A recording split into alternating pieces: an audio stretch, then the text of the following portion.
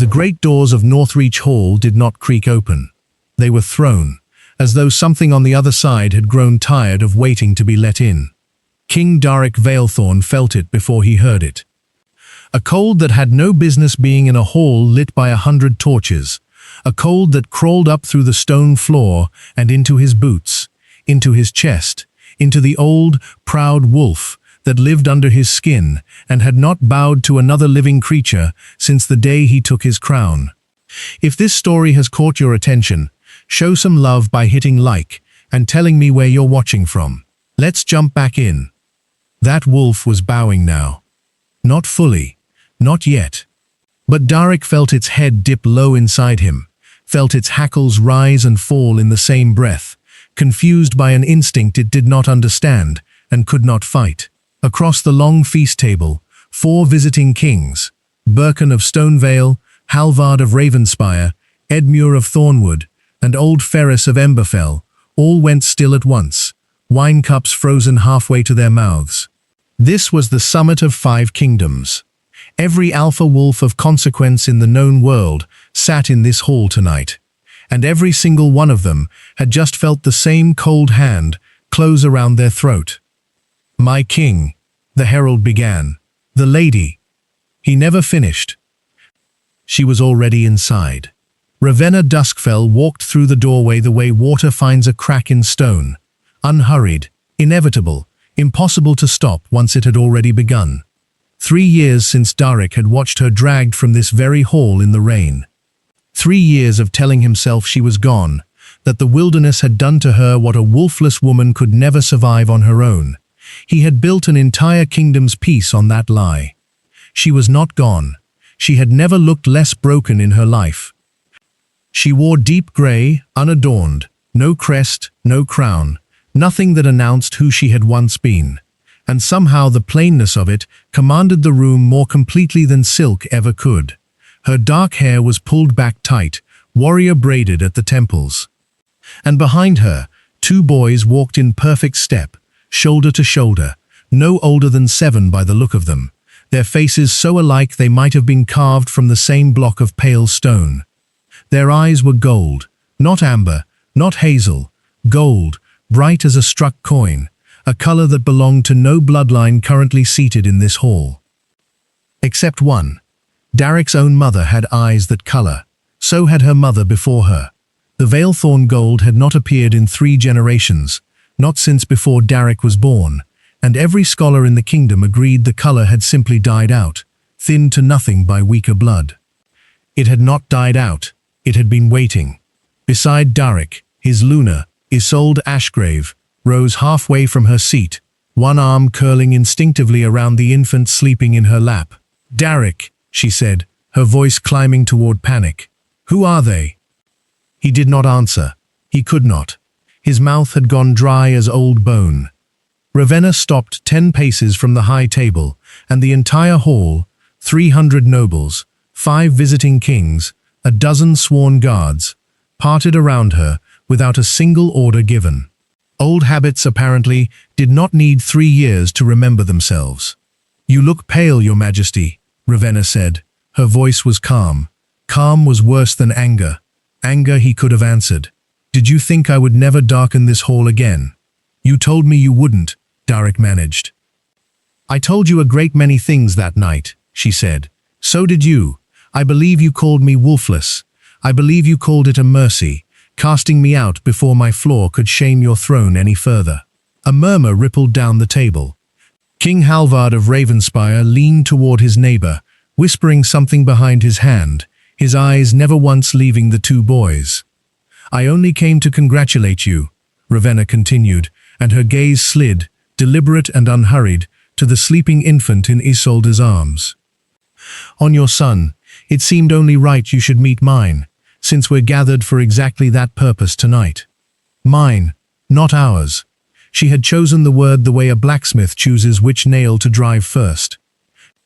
The taller of the 2 boys stepped half a pace ahead of his brother, chin lifted, gold eyes fixed on Darek with a stillness no 7-year-old should own.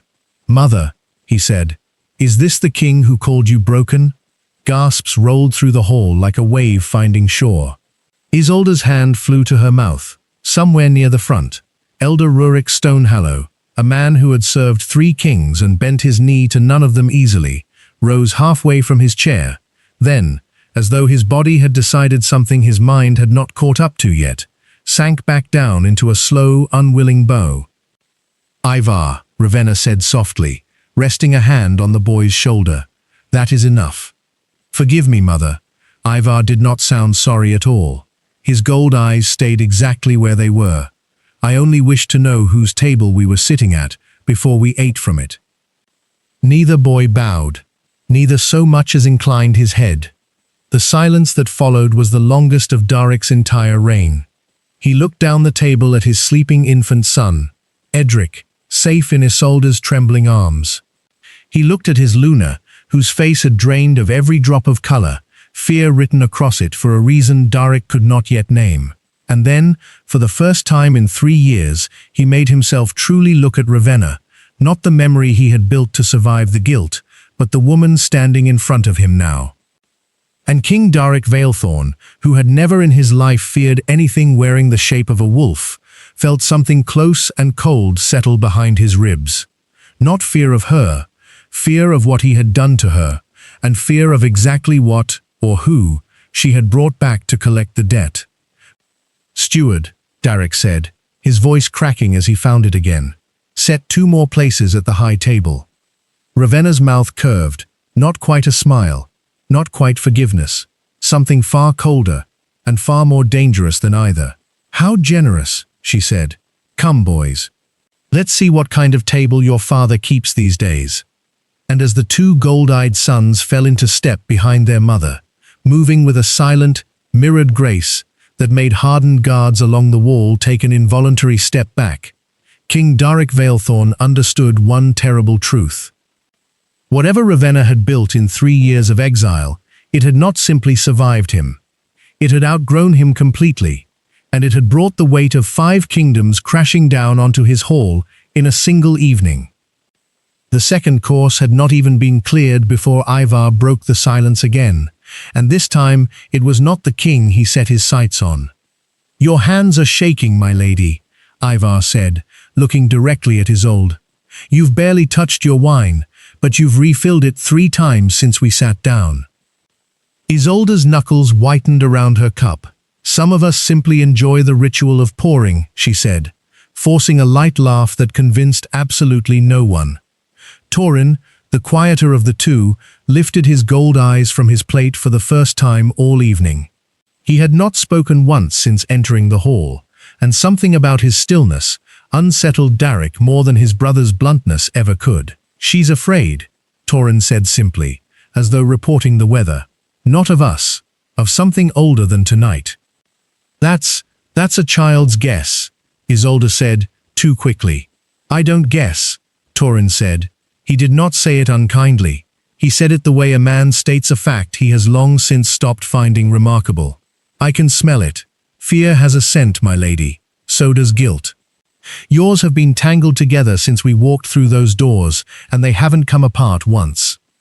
Isolde stiffened in her seat. Down the table, Darik watched his most trusted advisors exchange glances they thought no one noticed. Guilt for what? Darik wanted to ask, but pride and shock held his tongue, and he let the question slide past unspoken, a mistake he would not fully understand the cost of until much later. "You said his name is Ivar," Darik said instead, steering the conversation somewhere he could survive. "And this one?" "Torin," Ravenna answered. "He remembers every scent he has ever known, every lie, every kindness, every mistake anyone in this hall has ever made in front of him, even if they've long since forgotten making it." There was pride in her voice when she said it. Quiet, fierce, unguarded. The first crack of warmth Darik had seen in her all night. "You raised them alone," Darik said. "It was not quite a question. I raised them in the wild, with no pack, no healer, and no king," Ravenna said. "I gave birth to 2 gold-eyed sons on a bed of pine needles, while the man who was meant to protect me was 3 valleys away, toasting a new Luna's health. So yes, I raised them alone." Darik flinched as though struck. "I didn't know," he said. "Ravenna, If I had known you were carrying.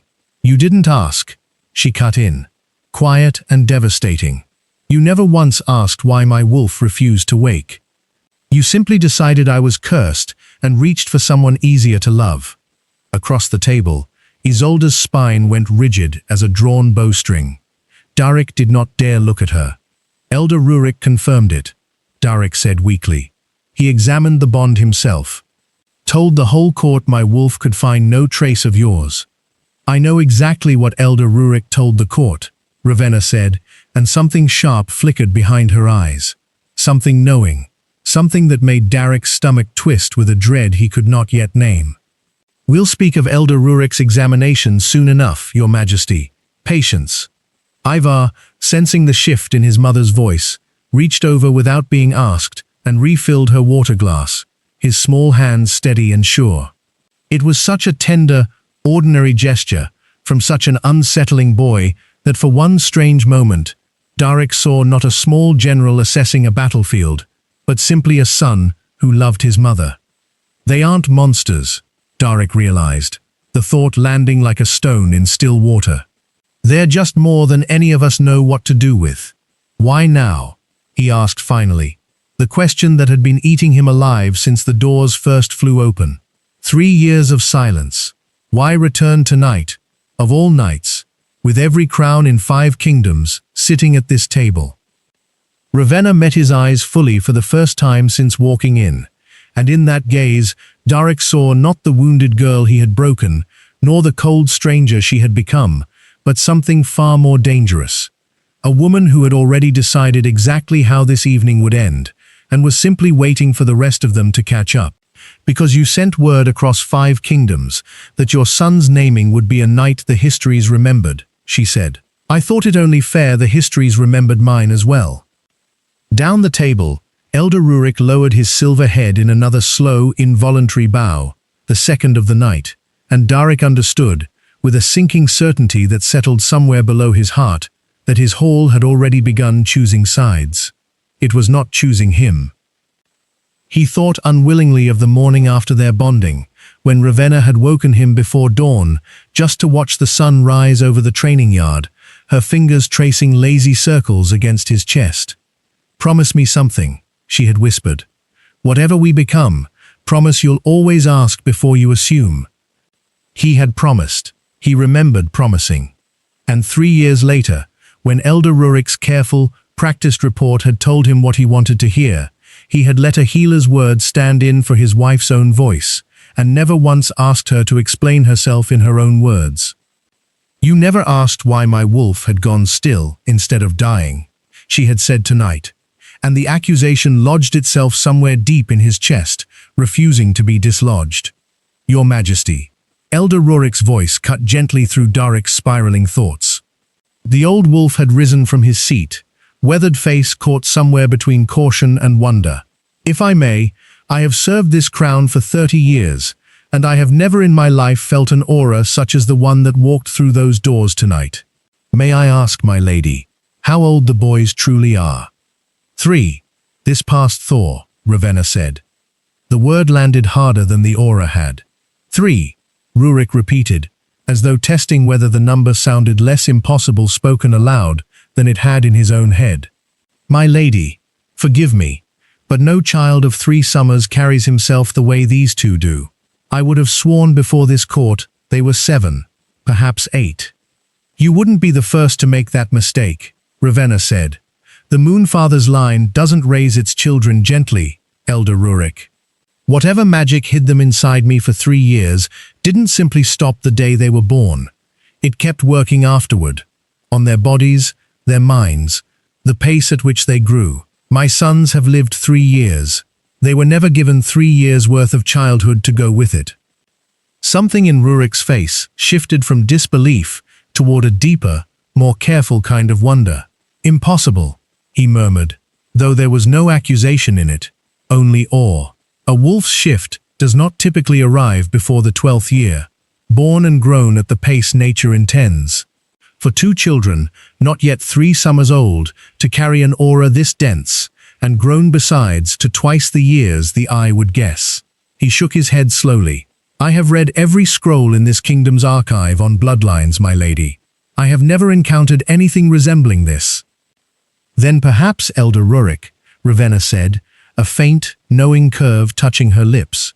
Your archive is missing a few pages. Rurik's eyes narrowed, not with suspicion, but with the sharp, hungry curiosity of a scholar who had just scented a mystery worth chasing to its root. He opened his mouth to press further. Isolde's voice cut across the table first, brittle and too bright. Surely there's a simpler explanation, she said. Perhaps the boys were merely trained young. Discipline can imitate power, can it not? Discipline does not make 5 visiting kings feel their own wolves flinch on contact, Ivar said quietly, not looking up from his plate. It was the first time all evening a boy had spoken without being addressed first, and the flat, unbothered certainty in his young voice was enough to silence Isolde entirely. Darek studied his sons again, truly studied them this time, past the shock, past the fear, searching for the boys underneath the impossible power radiating off them both. Ivar sat straight-backed and watchful, clearly the one his brother deferred to without needing to be told. Torin's gold eyes moved constantly, reading the room the way a physician reads symptoms. 3 years old, Darek thought, grief rolling through him in a fresh wave. 3 years old, though not a soul in this hall would have guessed it, and already carrying the weight of guarding their mother from a world that threw her away. You built all of this, he said quietly to Ravenna, gesturing faintly toward the boys, toward the quiet steel she wore like armor.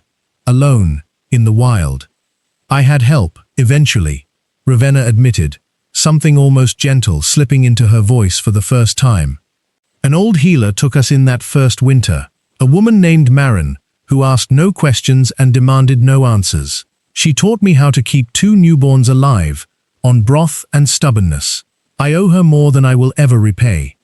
I would like to repay her, Darek said, if she still lives, whatever she needs. Ravenna studied him for a long moment, surprised, it seemed, by the sincerity in the offer. She lives still, in the northern foothills. I'll consider it. It was such a small thing, an offer, a consideration, and yet it was the first true exchange between them all evening that hadn't been laced with old wounds. Darek found himself grasping at it the way a drowning man grasps at driftwood, unaware that the true unraveling of his kingdom had only just begun. Cavil Thorn left the hall 11 minutes after the second course was served, and he did not walk toward the privy or the kitchens or anywhere a court seer might reasonably be expected to go. He walked toward his own chambers, with his head down and his hands already trembling, and if anyone in that hall had been watching him instead of the 2 gold-eyed boys, they might have noticed that a man with nothing to hide does not check the corridor behind him 3 times before turning a corner. But everyone was watching the boys. That was, in fact, exactly what Cavil Thorn had been counting on for 3 years. He reached his chambers, bolted the door, and sat at his writing desk with hands that would not stop shaking. He uncapped his ink. He began, in small, cramped letters, a message to a man named Drake, a mercenary captain he had paid handsomely 3 years ago to make certain a certain exiled Luna never survived the winter woods at all. He had failed, once. Tonight, watching 2 impossible gold-eyed boys unravel a decade of careful lies, with nothing but their presence at a dinner table, Cavil Thorn intended to make certain he did not fail again. He did not get the chance to finish the letter. You wished to speak with me alone, Ravenna said, once the antechamber door had shut behind them, muting the low hum of the hall to a distant murmur. Say what you need to say, Darek. I have very little patience left for this room. The chamber smelled of dried roses and old parchment, the same as it had 3 years ago, and Ravenna felt the memory settle over her like a familiar, unwelcome coat.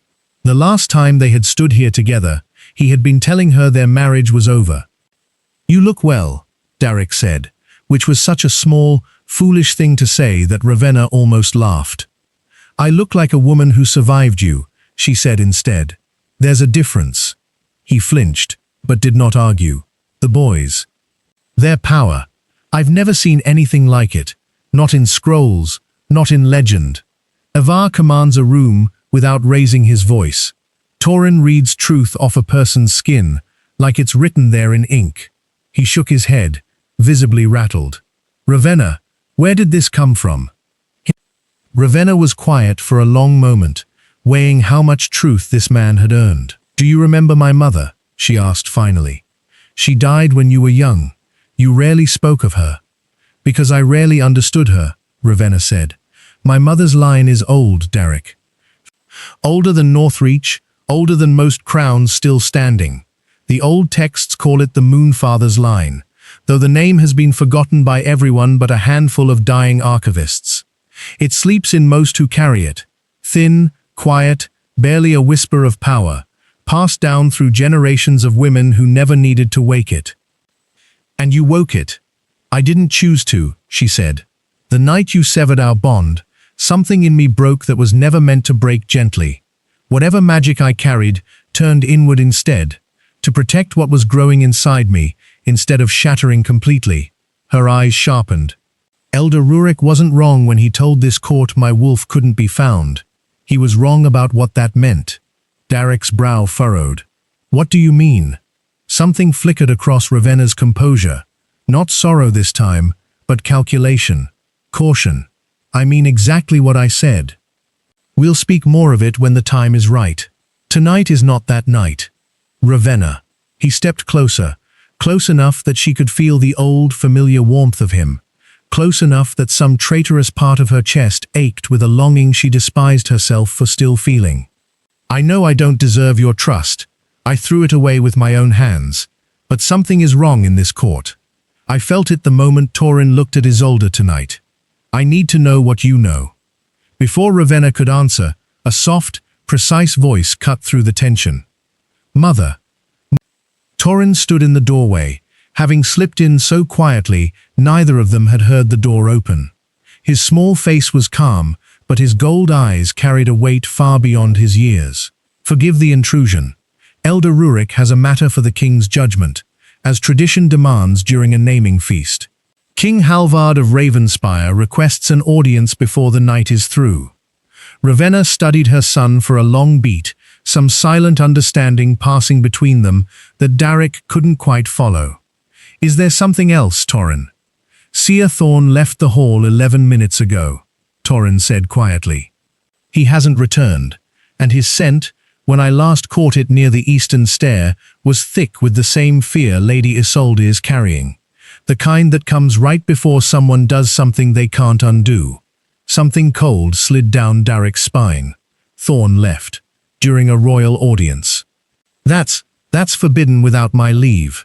Ravenna's expression sharpened into something hard and focused, the softness of moments ago gone entirely. Then perhaps, Your Majesty, she said, already moving toward the door. It's time we found out exactly what your royal seer is so afraid we'll discover. Derek followed her out, heart hammering with a dread he could not yet name, unaware that the true unraveling of his kingdom had only just begun, and that the woman he had spent 3 years trying to forget was the only person standing between his crown and a conspiracy that had started long before he ever met her at all. They reached Cavil Thorn's door to find it bolted from within. Ivar didn't bother knocking. One firm press of his small palm sent the old oak splintering inward off its hinges, the wood cracking apart like dry kindling. Thorn spun from his writing desk, ink-stained fingers still curled around a half-finished letter, his robes rumpled with panic. Your Majesty, he stammered. I was simply attending to... Sit down, Cavil, Ravenna said, and something in her voice made even Derek's skin prickle. Ivar stepped forward and fixed his gold eyes on the trembling seer. Sit, he said quietly. Not a threat, not a shout. A single word carrying an undeniable weight, pressing down on the room like a hand at the back of the neck. Thorn's knees buckled. He sat hard in his own chair, visibly horrified at his body's instant obedience to a command from a boy he outweighed 4 times over. What are you? He gasped. Consequences, Ravenna said simply. She crossed the room, and lifted the unfinished letter from his desk before he could stop her, scanning it quickly. Her face went very still. "Read it," she said, and handed it wordlessly to Darek. 3 years earlier, the storm hit Northreach Hall, the same hour the guards dragged Ravenna Duskfell out into it, and she would remember, for the rest of her life, the exact sound her own heartbeat made as it cracked in half. "Kneel," Darek had said, and even now, 3 years later, the words still echoed through her dreams. Not because it had been cruel, but because of how calm he had sounded saying it, as though he had rehearsed it, as though he had already made peace with what he was about to do to her. She had knelt anyway, because she still loved him, because some foolish, hopeful part of her still believed that if she simply proved her devotion one more time, he would remember who they used to be to each other. 3 years, Elder Rurik had announced to the gathered court that night, his healer's robes crisp and clean, his voice carrying the practiced sorrow of a man delivering news he did not actually feel. 3 years, and Luna Ravenna's wolf has never once stirred. I regret to confirm what the court has long suspected. She is wolfless. The word rippled through the hall like poison through water.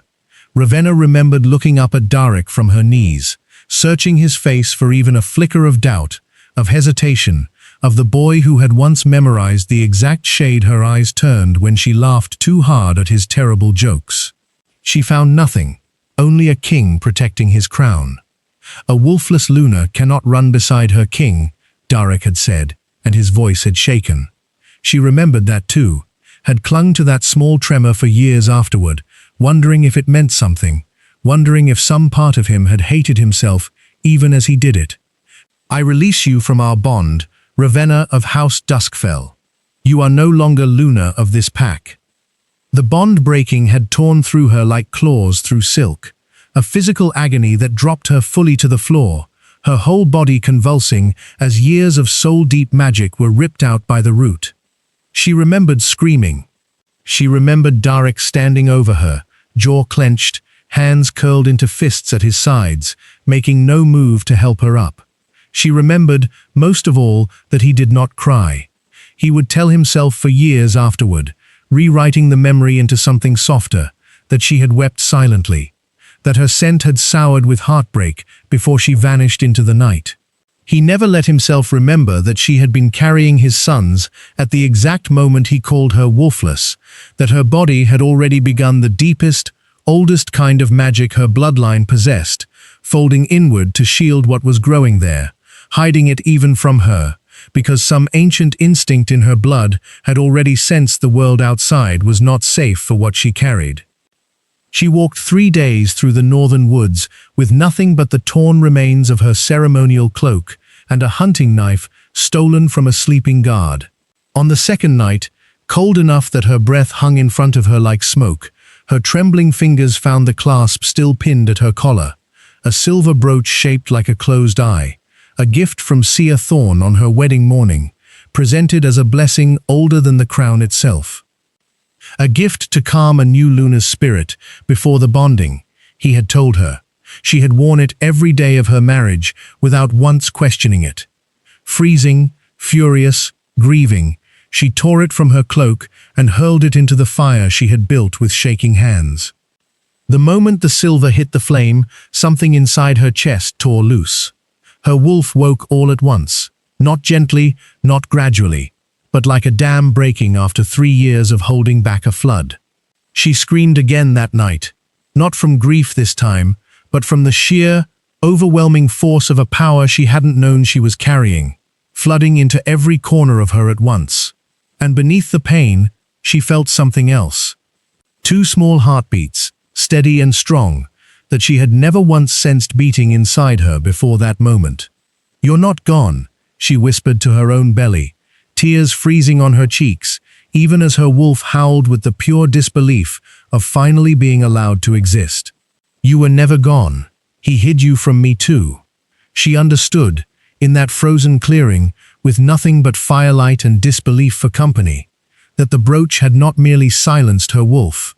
It had silenced everything her wolf was meant to protect, including the 2 lives already growing inside her, invisible even to her own senses, invisible to every healer who had ever examined her, because a suppression sigil old enough to bind a bloodline like hers did not do things by half measures. "I will not let them grow up in a kingdom that would have called them a mistake too," she whispered to her own belly that night. "I promise you, whatever it costs me, I will make you strong enough that no one will ever throw you away." An old woman found her 2 nights later, half frozen, feverish, and furious, and took her in without asking a single question that Ravenna wasn't ready to answer. Marin's cottage smelled of dried herbs and wood smoke, and it was there, seasons later, that Ravenna gave birth to 2 sons with eyes the color of struck gold, a color Marin recognized on sight, though it took her many long nights afterward to explain why. "The Moonfather's line," Marin told her one evening not long after, watching the newborns sleep by the fire. "I'd heard the old stories. Never thought I'd live to see the eyes myself. Your mother's blood, girl. Older than any crown in these 5 kingdoms. There's an old vow tied to it, the first vow, sworn by the founding kings themselves. Whoever wakes that bloodline and can command it holds a claim above every throne that came after." Ravenna had stared into the fire for a long time that night, turning the words over like stones in her palm. "Then it's a good thing," she said finally, "that no one in Northreach Hall will ever think to look for a claim above the throne in 2 boys the king believes were never born at all." What she did not yet understand, what she would only piece together season by season, watching her infant sons sit upright before they should, speak before they should, grow steadier and taller with every passing month than any healer would have thought possible, was that the same magic that had hidden them inside her for so long had never fully finished with them. It kept working long after their birth, folding years of growth into months, until the sons she had carried for 3 seasons walked and spoke and reasoned like children twice their years, then more. She raised them in secret for what remained of those 3 years, teaching them to hunt before they could properly walk, teaching them to fight, not for glory, but simply to be allowed to keep breathing, teaching them that the world had already decided what they were worth before it ever met them, and that the only answer to that was to become impossible to dismiss. She had not planned to return to Northreach, not yet, not until the boys were older, stronger, further from anyone who might wish them gone. But then the invitation arrived, a formal summons to witness the naming of the king's new son, sent, she suspected, more as a cruel formality than a genuine wish for her presence. And Ravenna Duskfell had looked at her 2 sons, already taller and steadier than children twice their years had any right to be, and made a decision 3 years in the making. Let them see, she thought. Let every crown in 5 kingdoms see exactly what was thrown away. Darek's hands shook as he read Cavil Thorne's cramped, panicked handwriting, a message addressed to a mercenary captain named Drake, offering a fortune in gold for the swift, quiet removal of a woman and her sons before dawn. "You've done this before," Darek said slowly, looking up, something cold and furious sliding into his voice. "Haven't you? 3 years ago." Thorne said nothing, but Torrhen's small voice cut through the silence like a struck bell. "His heart just told the truth, for the first time tonight, Your Majesty," Torrhen said quietly. "Yes, he has." "Explain," Darek said, low and dangerous. "Every word of it. Now." Thorne's composure finally shattered entirely. "It was never meant to go this far," he said, his voice cracking. "I was only asked to make certain the Luna's wolf never woke. A binding sigil, nothing more. A delay, meant to last a season, perhaps 2, long enough to secure a more favorable match for the crown." "A favorable match," Darek repeated hollowly, his eyes cutting sideways toward Isolde, who had gone the color of old parchment. "Not merely for the kingdom's sake," Thorne admitted, shrinking under the weight of the king's stare. "Lord Ashgrave of Emberfell came to me before you ever laid eyes on his daughter, Your Majesty. His family has coveted a claim on the Northreach throne for 2 generations. We simply needed the Duskfell Luna out of the way long enough for Lady Isolde to take her place. You bound my wife's wolf to arrange a political marriage," Darek said, his voice rising. "You taught me to hunt when I was Ivar's age. Cavil, You stood behind my father's throne before you ever stood behind mine. I trusted you with things I never told my own council. And I have regretted it every day since, Thorn said, and for a moment something that might have been genuine shame crossed his face before fear swallowed it whole again. But regret does not undo a sigil, Your Majesty. Once it was sewn into her wedding cloak, there was no unmaking it short of fire or death. I told myself, over the years, that I had only delayed a woman's wolf. I did not let myself count the cost beyond that. Where did such a thing even come from? Ravenna asked, her voice quiet but edged. A binding sigil, old enough to silence a bloodline like mine, does not sit in any ordinary seer's satchel. It came from Emberfell's own archives, Thorn admitted. Lord Ashgrave's family has kept old, careful records of every bloodline that ever threatened their ambitions. Yours was marked centuries ago, long before you were born, waiting for a seer patient enough to use it correctly. I was that seer.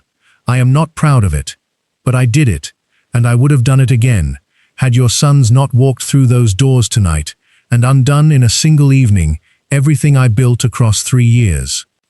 I did not know she carried children, Thorn said quickly, desperately. None of us did. The sigil concealed them as completely as it concealed her wolf. Even I could not sense it. When she was cast out, I assumed the matter closed. I hired Drake's men to make certain it stayed closed, in case she survived long enough to speak the truth of what had been done to her. And tonight, Ravenna said quietly, when I returned alive, with 2 sons no lie could explain away, you decided to try again. Thorn said nothing. He didn't need to. Darek turned away from the seer, pressing both hands over his face, his broad shoulders shaking with something between fury and grief. Every terrible thing he had done to Ravenna, the humiliation, the severed bond, 3 years of silence, all of it had been built on a lie, manufactured by a man he had trusted with his court, his council, his own crown. I believed you, Darek said, his voice raw, because you told me to believe you.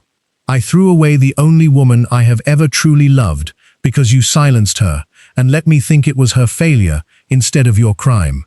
Your Majesty, You will answer for this, Darek said. And there was nothing of the uncertain, guilt-ridden man from moments ago left in his voice. Only the cold, absolute authority of a king who had just found something worth being ruthless for. But not tonight. Tonight, Cavill, you're going to help us find Captain Drake before he acts on that letter. Ravenna's gold-flecked eyes met Darek's over the seer's bowed, trembling head, and for the first time since she had walked back through the doors of Northreach Hall, something passed between them that wasn't quite forgiveness, but wasn't quite old wounds either. A fragile, unspoken agreement that whatever came next, they would face it as allies before they decided anything else. It would not survive the hour. They never made it back to the banquet hall. The servants' corridor connecting the eastern tower to the great hall was narrow, torchlit, and usually empty at this hour. A shortcut Darek had used 1,000 times without a second thought. Tonight the air inside it felt wrong the moment they entered, thick and still in a way that made the hair along Darek's arms rise before his mind caught up to why. Beside him, Ravenna slowed her step half a breath before he did, her head tilting slightly, some old instinct from years of watching for danger, with no guards to rely on already sounding a quiet alarm inside her. Ivar, she said, low. I feel it too, Ivar murmured, his gold eyes narrowing toward the shadowed bend ahead. Someone's waiting. The attack came a heartbeat later. 3 hired blades moving with the brutal efficiency of men paid enough not to hesitate. Captain Drake at their head, his scarred face set with grim resolve. Thorn's letter had never been sent, but an earlier message had already reached its mark hours before. Drake had been waiting inside the castle since before the naming feast even began, biding his time for exactly this kind of chaos. There, Drake growled, spotting Ravenna and her sons in the narrow corridor. Darek and 2 guards beside them. Take the woman and the boys. Leave the king breathing. The guards drew steel and threw themselves at the nearest blades, buying half a breath of room. One went down hard against the corridor wall in the first exchange. The other fell back toward Darek, bleeding from the arm, more concerned with shielding his king than pressing the attack. Darek lunged forward with a roar, but he was still a half-step too slow, too human against 4 trained blades. He never reached them. He didn't need to. Ivar stepped in front of his mother without a flicker of hesitation, chin lifted, gold eyes locking onto the nearest attacker. "Stop," he said. Not shouted, not screamed, simply spoken, with the same bone-deep authority he had used on Thorn minutes before. The lead mercenary's sword arm froze mid-swing, every muscle in his body locking as though it had simultaneously forgotten how to obey him. He crashed sideways into the stone wall, more stunned by his own betrayal than by any blow. Torin didn't wait to be told what came next. He ducked low beneath a wild swing, reading the shift of the second attacker's weight, a full breath, before the man himself decided which way to strike, and simply wasn't where the blade landed. A precise strike to the back of the knee sent the mercenary crashing down, disarmed before he understood what had happened. The remaining 2 men circled wide, weapons raised, faces caught somewhere between fury and disbelief at watching 2 children dismantle their advantage in seconds. One of them broke first, lunging past his brothers toward Ravenna directly, apparently deciding the mother was the softer target than either son. He never reached her. Ravenna caught his wrist mid-swing with a speed that belonged to no ordinary woman, twisted once, and put him face first into the stone floor, with the same unhurried economy she might have used to close a door. 3 years of surviving alone in the wild had taught her hands things no royal upbringing ever had, and for a moment, watching her move, Darek understood with a fresh ache exactly how much of her had been forged in a world he had never once thought to check on. "You didn't need us at all," Ivar said afterward, almost admiring, as his mother stepped back from the fallen man. "I needed you exactly as much as you needed me," Ravenna said, already scanning the corridor for the last standing threat. "That's the difference between a family and a burden, Ivar. Remember it. Strength shared costs nothing. Strength hoarded eventually breaks the one carrying it alone." Drake, seeing his numbers collapse in under a dozen heartbeats, snarled and lunged directly for Darek instead, calculating correctly that the king was the only target left in the corridor without an impossible guard standing over him. Darek met the blade with his forearm, hissing as steel bit through fabric and skin, but he did not fall back. Years of war training took over.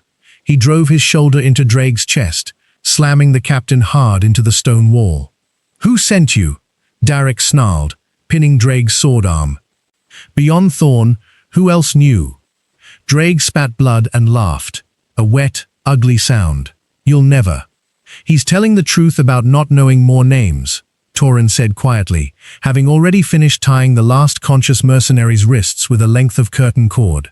"But he's lying about something else, Your Majesty. Ask him who paid for tonight specifically." Darek's grip tightened. "Who?" Drake's bravado finally cracked. "The letter that hired me days ago came with a name already attached," he gasped. "A backup patron, in case Thorn lost his nerve. Lord Ashgrave's own steward delivered the second half of my payment personally, not 2 hours ago." The corridor went silent. Darek turned slowly and found Isolde standing frozen at the far end of the hallway, having followed the commotion from the banquet hall, her face white as bone, baby Edric clutched tight against her chest. "Isolde," Darek said, his voice dangerously quiet. "Tell me that isn't true." For a long, terrible moment, Isolde said nothing at all, and in her silence, Darek heard every answer he needed. "I didn't know it would go this far," Isolde finally whispered, sinking to her knees, still clutching Edric. "My father told me only that Ravenna's exile needed to remain permanent, that if she ever returned and spoke the truth of what had been done to her, everything we'd built would collapse. I never asked what that meant. I didn't want to know."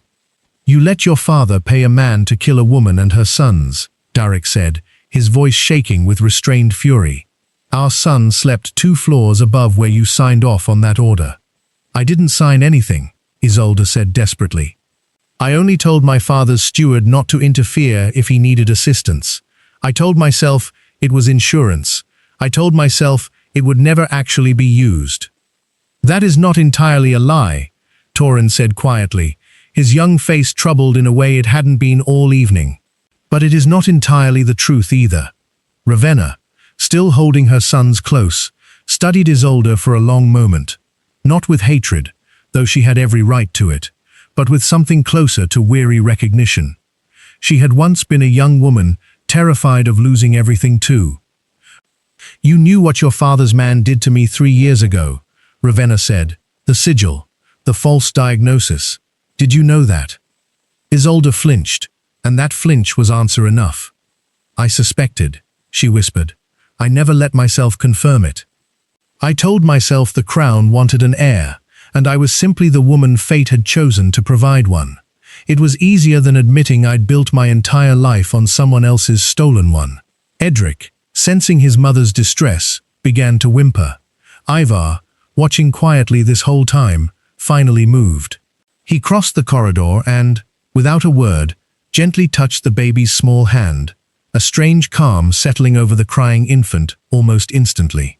He hasn't done anything wrong, Ivar said, looking up at his mother. Whatever happens with the rest of this, he's only a baby. And he's our brother, whether anyone in this hallway wants to admit it or not. The simple, unguarded honesty of it. A 3-year-old choosing kinship over vengeance, comforting a rival's child without being asked, struck the corridor into stunned silence. Ravenna closed her eyes briefly, something in her chest finally loosening after 3 long years of carrying grief like armor. He's right, she said quietly. Edric is innocent in all of this. Whatever is decided about the rest of you, he deserves better than to grow up carrying his mother's mistakes. Darek stared at his sons he had known for less than a single evening, watching them extend a grace toward Isolde's child that he himself had never once offered Ravenna when it might have mattered most. It was a small, quiet mercy, freely given, and it struck him harder than anything else that had happened in that corridor. There's something else, Mother, Torin said suddenly, straightening, his gold eyes distant, as though listening to something none of the rest of them could hear. Drake didn't act alone tonight. 2 of his men mentioned, before Ivar stopped them, that they were told to expect resistance from the King's Guard. Not from us. Someone briefed them on this castle's patrol patterns. Someone with access to the guard rotations. Darek's blood ran cold. That information is only shared among the Royal Council and the captain of the guard. Then I would suggest, Your Majesty, Torin said calmly, that your investigation does not end with Seer Thorn and Lord Ashgrave's steward alone. The weight of that realization settled over the corridor like a fresh blade. Boots sounded from the far end of the hall a moment later, and Elder Rurik appeared, flanked by 2 guards, his weathered face going slack with horror at the sight of bound mercenaries and a torn sleeve of royal cloth on the stone floor. Your Majesty, he said, hurrying forward. We felt the disturbance from the hall. Are you? We're unharmed, Darek said, though the bloodied fabric at his forearm said otherwise. Rurik, I want the guard captain's full rotation log brought to me tonight, and every name on it questioned before dawn. Someone inside these walls sold my family's safety for coin, and I intend to know who before I sleep again. It will be done, Rurik said, already turning to relay the order, though his eyes lingered a moment longer on the 2 boys standing calm and unbothered amid the wreckage of a fight that would have unmade most grown warriors. He said nothing further, but the look on his face was the look of a man quietly rewriting everything he thought he understood about the world. Darek watched him go, then looked at Isolde, still kneeling with Edric, then down the long stone hallway toward the banquet hall, where dozens of his most trusted nobles were still waiting, unaware of how close the night had come to ending in bloodshed. Then we finish this properly, Darek said, straightening, some of the old authority returning to his voice. Not the arrogant, brittle command of a king protecting his pride, but something steadier now, something forged in the span of a single terrible evening into a man finally willing to actually listen. Every guard rotation reviewed. Every name Thorn and Drake can give us, followed to its root. I will not let this kingdom hide behind comfortable lies again." Ravenna watched him say it, watched the shift in his bearing, and said nothing. But something in her expression, some old, guarded corner of it, softened by the smallest possible degree. "What happens now?" Isolde asked quietly. "To me?" "That," Darek said, "is a question for the full council, and for the 5 kings still waiting in that hall, who felt this castle's wolves flinch tonight, and deserve to know why.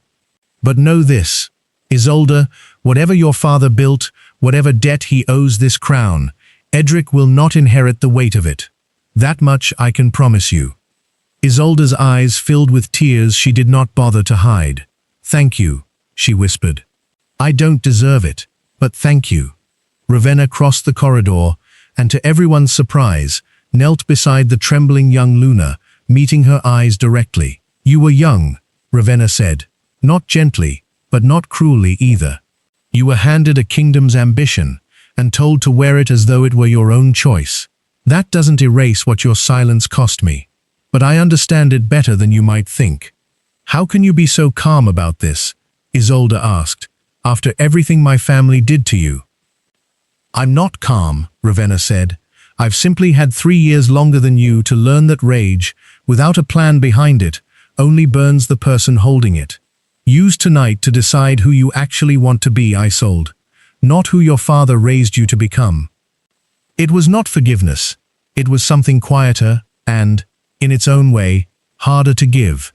The acknowledgement that pain did not always require an enemy to be understood, and that some people trapped inside someone else's ambition deserved the chance to climb back out of it. Darek watched the exchange with something aching behind his ribs, a fresh understanding of exactly how much strength it had taken Ravenna to survive the wild alone, and exactly how little of that strength he had ever earned the right to witness before tonight. "There's one more thing," Ravenna said, rising, turning to face Darek fully. She lifted her palm, and for the first time in 3 years, allowed herself to stop suppressing the power she had spent so long teaching herself to control instead of hide. Pale gold light bloomed from her skin, gentle as candlelight through water, spreading in slow, ancient patterns across the stone corridor, patterns that matched exactly the faint gold marks each of her sons carried at the base of their necks, hidden beneath their collars. "The Moonfather's line," Ravenna said softly. "My mother's blood. Not merely dormant magic, but a bloodline older than every crown in these 5 kingdoms, sealed away by an old vow the founding kings swore, and mostly forgot. It only wakes fully when a woman of that blood finds her true mate, and is wounded deeply enough by that bond's betrayal to need it." Her eyes flicked to Darek, something bittersweet and complicated passing across her face. "You didn't just father 2 sons, Darek. You broke a bond so completely it woke something in my blood that hasn't stirred in 3 generations." Darek stared at the softly glowing marks on his sons' necks, at the pale gold light still pulsing from Ravenna's palm, and understood, with dizzying clarity, that everything he had believed about his own bloodline's importance had been built on an ignorance so vast it was almost impossible to hold all at once. "Thorn knew," Darek said slowly. "That's why he was so desperate to keep you gone. Not merely for a political marriage, because if the Moonfather's line ever woke and returned to Northreach, it would outshine every crown built on gold eyes alone." "Yes," Ravenna said simply. And somewhere down the corridor, past the bound mercenaries, past the trembling seer, 5 visiting kings sat waiting in a hall they no longer fully understood, about to learn exactly how much their own thrones now depended on a truth King Darek Veilthorn had spent 3 years pretending did not exist.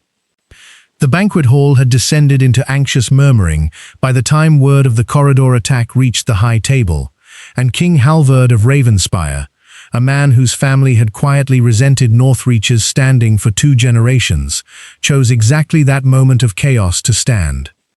"Enough waiting," Halvard announced, his voice carrying across the hall as Darek's small procession returned. The king with a bloodied forearm, Ravenna with her sons flanking her, A bound and disgraced thorn marched between two guards. If Northreach cannot secure its own halls during a summit of 5 crowns, perhaps Northreach has no business holding the summit at all. I move that the gold-eyed line be tested here and now, before this council, or dismissed as a court trick unworthy of further discussion.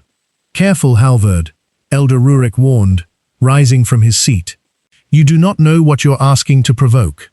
I know precisely what I'm asking, Halvard said, his own wolf visibly straining beneath his skin, restless and unwilling to sit through another moment of uncertainty. Let the boy who commanded my own guards to freeze prove it wasn't a trick of the torchlight. Let him shift, if the blood is truly what the lady claims. A tense hush fell across the hall. Darek opened his mouth to object.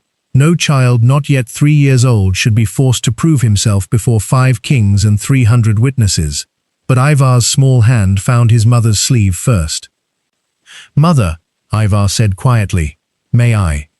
Ravenna studied her son for a long moment, weighing 3 years of careful hiding against a single evening that had already stripped every secret bare regardless. You don't have to prove anything to this hall, she said. Not to him, not to anyone. I know, Ivar said, but I want them to understand what they almost sent Drake's men to kill in the dark, instead of simply seeing it explained by firelight in a corridor. They should see it honestly, in the open, where everyone bears witness together. Something in his voice, steady, unhurried, entirely his own choice rather than anyone's demand, made Ravenna's throat tighten. She nodded once. Ivar stepped away from the table, into the open space before the high dais, his brother moving silently to stand beside him. The hall held its breath. The shift did not come slowly. There was no gradual stretch, no half-formed shape caught between boy and beast, the way young wolves usually struggled through their first years of shifting. Ivar simply became, gold light rippling outward from his skin, the way water ripples from a dropped stone, and where a small boy had stood a heartbeat before, a wolf now stood instead, easily the size of a grown warhound, coat the pale burnished gold of struck coin, eyes bright as flame caught in metal. Beside him, Torin shifted a breath later, identical in color, identical in size, the two of them standing shoulder to shoulder exactly as they had walked through the hall's doors hours before. And then something happened that no scroll, no scholar, no living elder in that hall had ever witnessed firsthand. Every wolf-blooded soul in Northreach Hall felt the old vow answer. King Halvard's knees buckled first, his own considerable wolf, howling inside him with an instinct 3 generations of pride could not override. King Birken of Stonevale followed, then Edmure of Thornwood, then Old Ferris of Emberfell, each of them sinking, one by one, into a bow no crown, no council, no lifetime of rivalry had ever managed to command from them before. Down the long tables, nobles and guards and healers alike felt the same ancient pull, an instinct written into wolf blood since before any of the 5 kingdoms had names, and bent their heads without understanding why, only knowing that some law older than any of them recognized the 2 gold wolves standing in the center of the hall as something owed a debt of instinct itself. Even Darek felt it, his own proud wolf, the one that had never bowed to another living alpha in his entire reign, lowering fully to the floor for the first time in his life. Not from fear, but from a recognition so deep in his bones it bypassed choice entirely. Only Ravenna remained standing, untouched by the pull, watching her sons with an expression that held equal parts fierce pride and quiet grief. Pride for what they had become, grief for every year they had been forced to become it alone. The 2 wolves shifted back a long moment later, gold light rippling inward this time, and where 2 massive wolves had stood, 2 boys stood once more, small bodies grown to the size and shape of children twice their years, breathing a little harder than before, but entirely, calmly themselves. The first vow, Elder Rurik said hoarsely, still bent low, his voice barely above a whisper. I thought it was a story, a myth kept in the oldest archives to remind young kings of humility. I never imagined I would live to see it answered. What vow? Halvard demanded, rising unsteadily, some of his earlier arrogance replaced now by something closer to genuine alarm. "Explain yourself, Rurik." The founding kings of these 5 kingdoms swore an oath before any of them wore a crown, Rurik said. That should the Moonfather's own bloodline ever wake fully and stand among wolfkind again, every throne raised after it would recognize that line's claim above their own, not by conquest, but by blood law older than conquest itself. He straightened slowly, still visibly shaken. "Whatever the boys choose to do with that claim, Your Majesties, none of us in this hall have the standing left to refuse it." The hall erupted into a storm of voices. Kings arguing, nobles murmuring, Isolde standing frozen near the edge of the dais, with Edric clutched tight against her chest. Darik rose from where his own knee had bent without permission, and for a long moment simply stared at his sons, seeing them fully for the very first time, not merely as proof of a betrayal 3 years buried, but as 2 boys who had just, without a single threat spoken aloud, reordered the balance of 5 kingdoms simply by choosing to stop hiding what they were. "They don't want your thrones," Ravenna said into the chaos, her voice cutting through the noise with the same calm authority her sons had carried all evening. "I didn't raise them to conquer. I raised them to survive a world that decided their worth before it ever gave them a chance to prove it. What you do with that vow, Your Majesties, is a matter for calmer heads than the ones currently shouting in this hall. Tonight, I would simply like my sons to finish their supper in peace." It was such a plain, human request, dropped into the middle of 5 kingdoms' worth of political upheaval, that something in the hall's frantic energy finally began to settle. Kings who moments ago had been ready to argue succession law found themselves, instead, slowly returning to their seats, chastened by the sheer, unshowy dignity of a mother simply asking for her children to be allowed to eat. Darik crossed the space between them, ignoring the stares of 5 kingdoms' worth of witnesses, and knelt, not the way an alpha kneels before a rival power, but the way a man kneels before something he has finally understood he does not deserve to stand equal to yet. "Whatever this vow means for 5 kingdoms," he said quietly, "only for her. I am asking you, Ravenna, not as their claim, not as their crown, as their father. Let me earn the right to be part of whatever they become next." Darik climbed the dais steps alone, once the hall had quieted, and for the first time since the doors had burst open that evening, he raised a hand for silence and received it instantly, the hall having already learned, in the span of one extraordinary night, exactly whose presence commanded a room, and exactly how much a king's word was worth measured against it. 3 years ago, Darik began, his voice carrying clearly across the stunned hall, "I stood on this very dais and called my mate wolfless. I severed our bond in front of this entire court and cast her into the wild to die, believing I was protecting a crown that mattered more than the woman wearing it beside me." Gasps rippled through the gathered nobility. Elder Rurik leaned forward, his weathered face taut with rapt attention. "I was wrong," Darik continued, his voice cracking slightly. "Not simply mistaken, deceived. Lied to by men I trusted with my own court, my own counsel, orchestrated by a rival house that understood exactly what my pride would do if handed the right lie at the right moment." He gestured toward the bound seer. "Cavil Thorn will answer for his crimes before the full council, tonight." He turned then, and for the first time since Ravenna had walked back through those doors, King Darik Valethorn descended the dais steps and knelt, not as a king performing contrition for his court's benefit, but as a man laying down every ounce of pride he had left. "Ravenna," he said, and his voice was raw, stripped of every royal pretense. "I cannot undo 3 years. I cannot give back the winters you survived alone, or the birth you endured without a healer's hand, or the years our sons spent not knowing what it was to have a father who deserved them. I can only tell you, in front of everyone who watched me throw you away, that I was wrong about everything that mattered." The hall held its breath. "I am not asking you to forget," Darik said. "I am asking for the chance to become someone worth remembering differently." Ravenna studied him for a long, unbearable moment, her 2 sons standing silently at her sides. Darek understood, with a lurch of genuine fear, that this was not a moment he could win through speeches alone. She had built an empire without him. She did not need his crown, his apology, or his throne. Whatever she chose now, she would choose freely.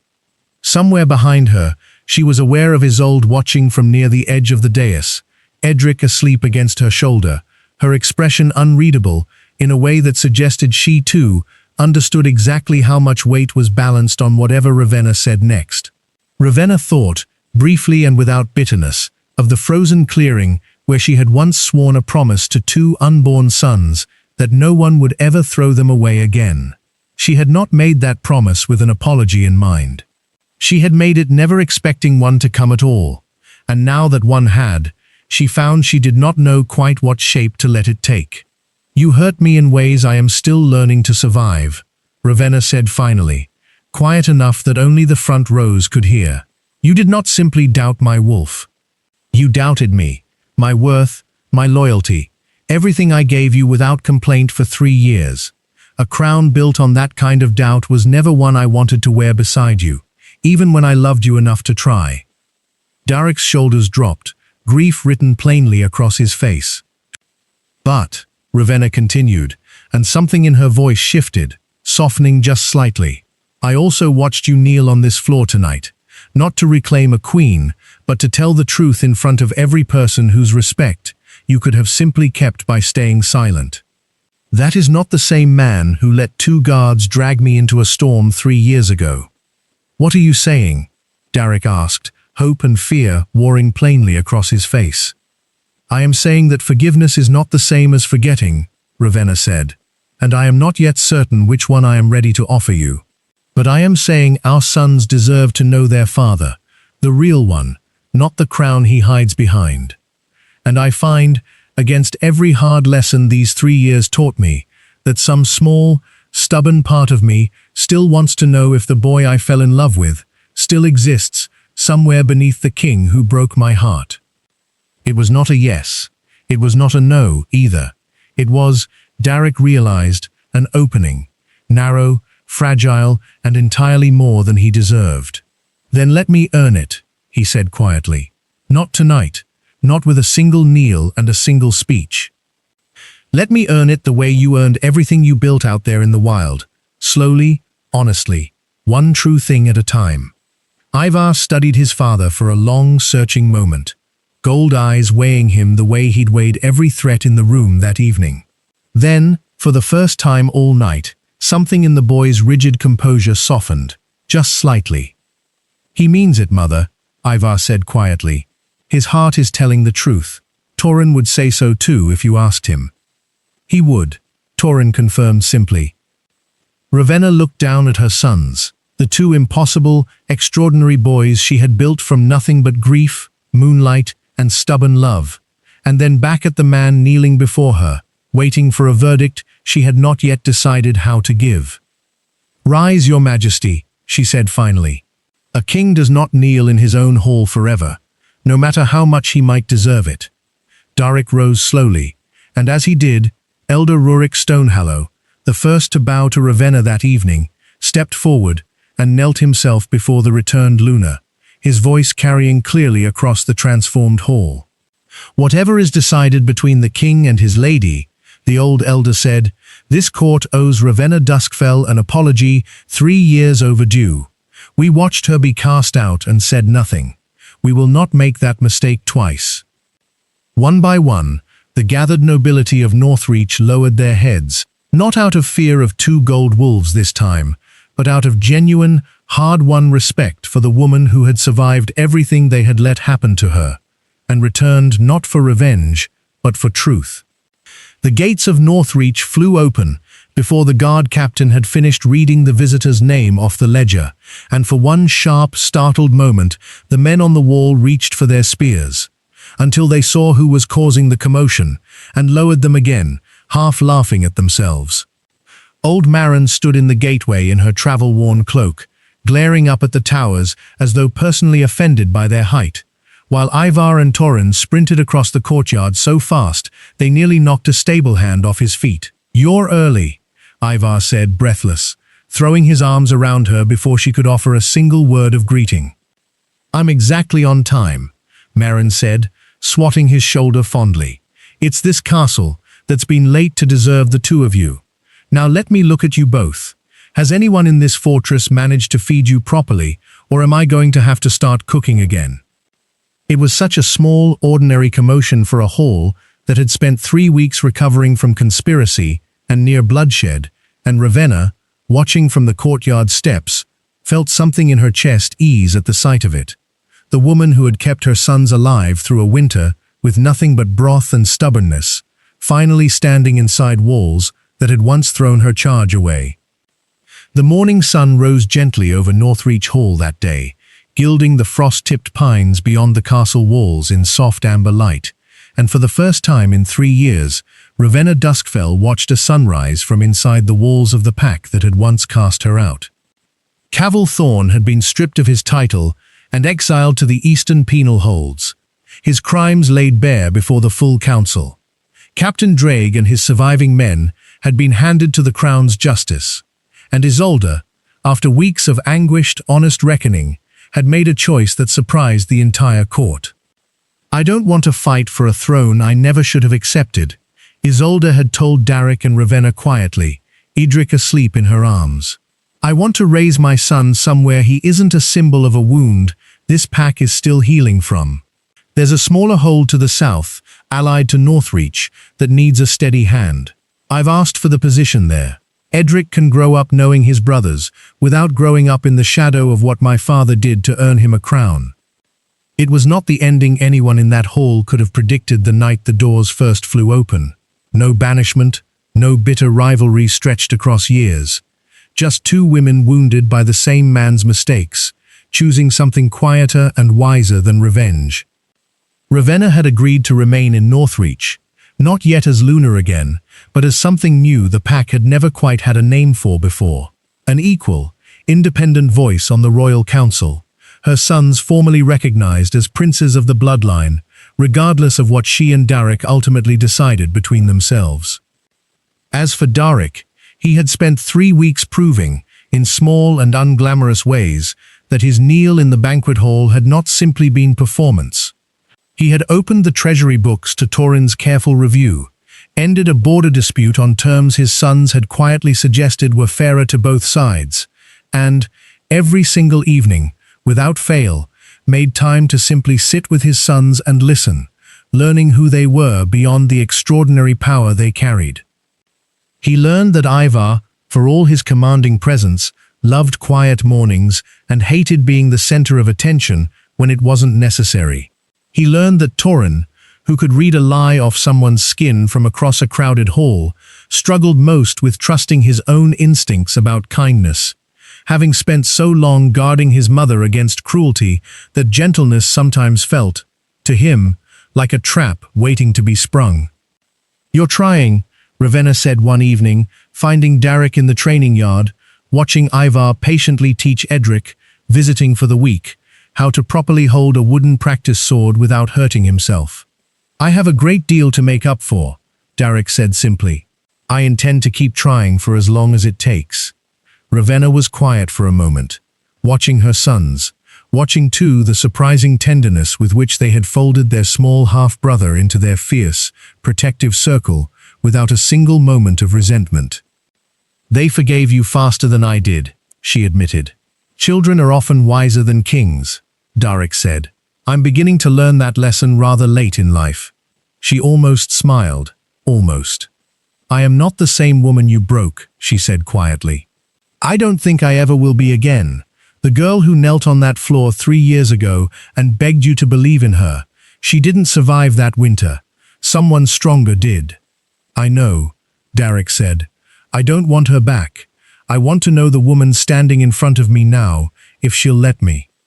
Ravenna studied him for a long moment, the man who had once been her whole world, who had shattered that world with his own hands, and who had spent 3 quiet, unglamorous weeks proving, one honest day at a time, that he understood exactly what it would take to be worth trusting again. "Ask me again in a year," she said finally, and there was something warm beneath the words. something that hadn't been there in the banquet hall 3 weeks ago. If you're still trying this hard by then, perhaps I'll have an answer worth giving. It wasn't forgiveness. It wasn't yet love reclaimed. But it was hope, honestly earned instead of desperately demanded. And for a man who had once believed strength was measured in how loudly he could command a room, Darek was finally beginning to understand what his son Ivar had told a hall full of kings weeks earlier, without meaning it as a lesson at all. Power is not what bends the knee to you. Power is what you choose to do once it has. Somewhere in the training yard, Edric's delighted laughter rang out as Torin caught him mid-stumble, setting him gently back on his feet with the same quiet care he showed everyone he had decided to love. Ivar watched them both from beneath the old oak tree, arms crossed, a rare, unguarded smile finally breaking across his face. Because whatever came next, whatever slow, uncertain path lay ahead between his mother and the father, still learning how to deserve her, for the first time in 3 years, his family was no longer surviving. They were simply, quietly, finally home. If Ravenna's strength moved you tonight, stay close. There are more stories like this one still to tell. That's the end of today's story, but maybe it's only the beginning. Leave a like if you enjoyed it. Subscribe so you don't miss the next one. And let me know in the comments how you think the story continued. Thanks for being here.